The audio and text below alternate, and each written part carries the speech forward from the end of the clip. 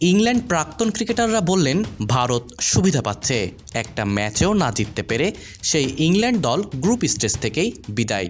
পাকিস্তানের প্রাক্তন ক্রিকেটার এবং মিডিয়া বলল ভারত সুবিধা পাচ্ছে, গ্রুপ স্টেজ থেকে বিদায় পাকিস্তানের। বাংলাদেশ মিডিয়া বলল ভারত সুবিধা পাচ্ছে, বাংলাদেশও গ্রুপ স্টেজ থেকে বিদায়।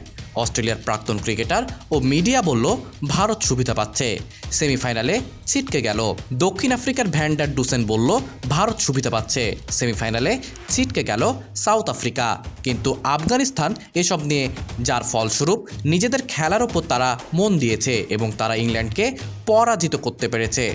ভদ্র টিম হিসেবে নিউজিল্যান্ড, যারা ওসব নিয়ে চিন্তা না করে নিজেদের খেলার ওপর ফোকাস করেছে, আর তারাই সবাইকে হারিয়ে ফাইনাল খেলেছে ভারতের সাথে।